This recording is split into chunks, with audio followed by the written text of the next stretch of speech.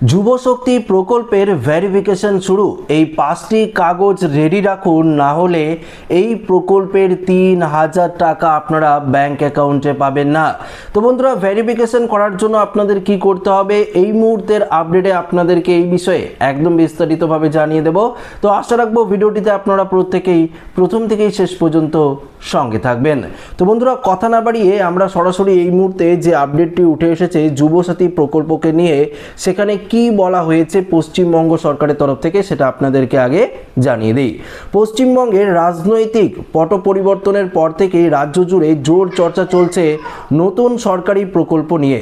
নির্বাচনী প্রতিশ্রুতি মিলিয়ে এবার পূর্বতন তৃণমূল সরকারের যুবসাথী প্রকল্পের জায়গায় নতুন বিজেপি সরকার নিয়ে আসছে যুব শক্তি প্রকল্প। আগামী 1 জুন থেকে এই প্রকল্পের নতুন মাধ্যমে রাজ্যের বেকার যুবক যুবতীদের ব্যাংক অ্যাকাউন্টে প্রতি মাসে 3000 টাকা করে ঢুকবে।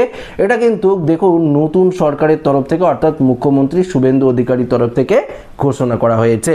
তবে এই রূপান্তরকরণের আবহে বর্তমান উপভোক্তাদের মনে বড় প্রশ্ন দেখা দিয়েছে, যুবসাথীর সমস্ত গ্রাহকরাই কি এই নতুন যুব শক্তি প্রকল্পের সুবিধা পাবেন, নাকি এর মধ্যে অনেকের নাম বাদ পড়তে পারে।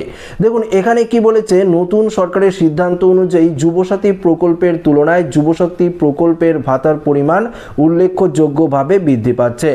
ডিরেক্ট বেনিফিট ট্রান্সফার বা ডিবিটির ব্যবস্থার মাধ্যমে সরাসরি উপভোক্তাদের ব্যাংক অ্যাকাউন্টে এই টাকা পাঠানো হবে। তবে এই 3000 টাকা ভাতা পাওয়ার ক্ষেত্রে সরকার একটি কঠোর ভেরিফিকেশন বা যাচাইকরণ প্রক্রিয়া চালু করতে চলেছে। যারা আগে থেকেই যুবসাথীর অধীনে বেকার ভাতা পাচ্ছিলেন, নিয়ম মেনে ভেরিফিকেশন সফল হলে তারা সরাসরি এই নতুন যুবশক্তি তালিকায় অন্তর্ভুক্ত হতে পারবেন।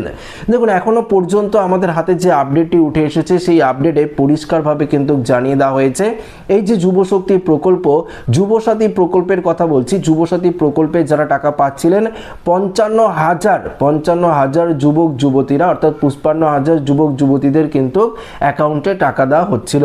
তো এই 55,000 যুবক যুবতীদেরই যুব সাথী থেকে যুব শক্তি প্রকল্পে কিন্তু স্থানান্তরিতকরণ করা হবে এবং তাদের ভেরিফিকেশন প্রসেস করার পরই কিন্তু এই প্রকল্পের টাকা ঢুকবে। তবে দেখুন এখানে আপডেট কি বলেছে, যুব শক্তি প্রকল্পের সুবিধা পেতে গেলে আবেদনকারীকে নির্দিষ্ট কিছু শর্ত পূরণ করতে হবে, যা না মিললে তালিকা থেকে বাদ পড়ার সম্ভাবনা রয়েছে। প্রথমত কি শর্ত বলেছে, উপভোক্তার অবশ্যই বয়স 21 থেকে 40 বছরের মধ্যে হতে হবে এবং শিক্ষাগত যোগ্যতা ন্যূনতম মাধ্যমিক পাস হওয়া বাধ্যতামূলক। দ্বিতীয়ত বলেছে, আবেদনকারীকে পশ্চিমবঙ্গের স্থায়ী বাসিন্দার হতে হবে এবং তার আধার কার্ডের সঙ্গে লিঙ্ক করা একটি সচল ব্যাংক অ্যাকাউন্ট থাকতে হবে। এই বয়সসীমা ও শিক্ষাগত যোগ্যতার মাপকাঠি যারা পূরণ করতে পারবেন না, তারা যুবসাথী পুনরায় উপভোক্তা হলেও নতুন তালিকা থেকে বাদ পড়বেন। তার মধ্যে দেখুন সবথেকে গুরুত্বপূর্ণ বিষয় হলো, এই যে এসআইআর হয়েছে আমাদের পশ্চিমবঙ্গে, তো এসআইআর হয়েছে, এই এসআইআরে প্রচুর ভোটারের নাম, লক্ষ লক্ষ ভোটারের নাম বাতিল হয়েছে। তো যারা যুবসাথী প্রকল্পের টাকা পাচ্ছিলেন কিন্তু আপনার নামও ভোটার তালিকা থেকে বাদ হয়েছে বা বাতিল হয়েছে, সেক্ষেত্রে কিন্তু আপনারা এই যুবশক্তি প্রকল্পের টাকা পাবেন না। আচ্ছা, কি কি ডকুমেন্টস আপনারা রেডি রাখবেন ভেরিফিকেশনের জন্য? এক্ষেত্রে এই প্রকল্প চালুর ফলে রাজ্যের বেকার যুবক যুবতীদের আর্থিক অনটন অনেকটাই লাঘব হবে বলে মনে করা হচ্ছে।